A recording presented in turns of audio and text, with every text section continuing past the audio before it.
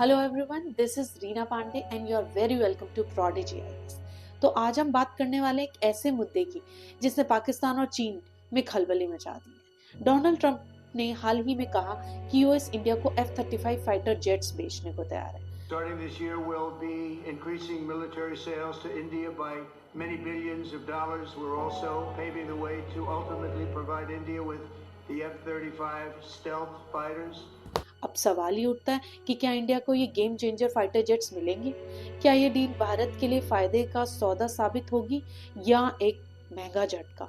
और सबसे बड़ा सवाल, पाकिस्तान और चीन क्यों घबरा रहे हैं? Is also deeply concerned over planned transfer of advanced military technologies to India. Such steps accentuate military imbalances in the region. जैसे कि ये न्यूज आई, पाकिस्तान में हलचल मच गई। उनकी सरकार ने तुरंत मीडिया में बयान दिया कि अगर इंडिया को F-35 मिल गया तो ये हमारे लिए बहुत बड़ी समस्या होगी। लेकिन सच क्या है? ट्रंप ने तो ये कहा कि यूएस इंडिया को F-35 बेचेगा लेकिन टेक्नोलॉजी ट्रांसफर नहीं करेगा। इंडिया को कुछ मॉडिफिकेशंस किए हुए F-35 मिल सकते हैं लेकिन पूरी स्टेल्थ टेक्नोलॉजी नहीं दी जाएगी। एक और दिलचस्प बात है कि जब टर्की ने S-400 मिसाइल सिस्टम खरीदा था तो यूएस ने उसे F-35 प्रोग्राम से बाहर निकाल दिया था और सैंक्शंस लगा दिए थे। लेकिन इंडिया ने भी S-400 खरीदा, लेकिन फिर भी यूएस उसे F-35 देने को तैयार है। आखिर ये डबल स्टैंडर्ड है क्यों? क्या यूएस के लिए इंडिया इतना जरूरी हो गया है कि वो अपने ही बनाए हुए रूल्स तोड़ने को तैयार है? क्या डोनाल्ड ट्रंप और हमारे प्राइम मिनिस्टर नरेंद्र मोदी की दोस्ती इतनी गहरी है? क्या ये इंडिया की बढ़ती पावर को दिखाता है? चलिए अब हम बात करते हैं F-35 फाइटर जेट की पावर की। How much powerful it is? Stealth power.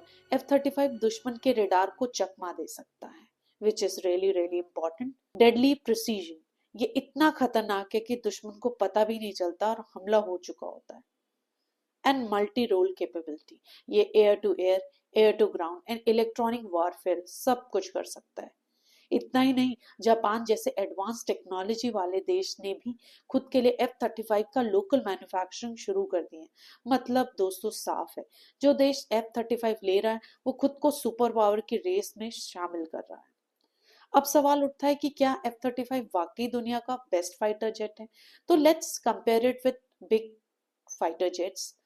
जैसे कि फैक्ट एंड फिगर्स से हमें पता चल रहा है, और हम बात करें अगर स्टेल्थ और मॉडर्न टेक्नोलॉजी की, तो F-35 उन सब में सबसे आगे है। लेकिन रेंज और अफोर्डेबिलिटी एंड टेक्नोलॉजी ट्रांसफर के मामले में सुखोई 57 एक अच्छा ऑप्शन हो सकता है। अब एक बहुत बड़ा सवाल, क्या इंडिया को ये महंगा जेट खरीदना चाहिए?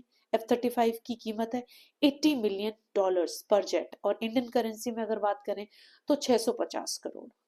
वहीं पे सुखोई 57 की कीमत है करीबन 40 से 50 मिलियन डॉलर्स पर जेट, और इंडियन रुपीस में 350 से 400 करोड़ लगभग। अच्छा, there is an additional cost too. अगर इंडिया F-35 को मॉडिफाई करवाता है तो कीमत और भी बढ़ सकती है। मतलब F-35 महंगा सौदा तो है, लेकिन इसकी स्टेल्थ पावर और टेक्नोलॉजी अनमैच्ड है। अब यहाँ पर रशिया ने इंडिया को एक और जबरदस्त ऑफर दिया। सुखोई इंडिया में ही मैन्युफैक्चर किया जाएगा। रशिया भारत को टेक्नोलॉजी ट्रांसफर करने के लिए भी तैयार है। इससे इंडिया का AMCA advanced medium combat aircraft project भी तेजी से बढ़ेगा। तो अब इंडिया के पास दो बड़े ऑप्शंस हैं, अल्ट्रा मॉडर्न लेकिन महंगा F-35 फाइटर जेट, सस्ता लेकिन कस्टमाइजेबल सुखोई 57। अब सवाल यह है कि क्या इंडिया F-35 खरीदेगा? अगर इंडिया F-35 लेता है तो पाकिस्तान और चीन की चिंता तो 10 गुना बढ़ जाएगी।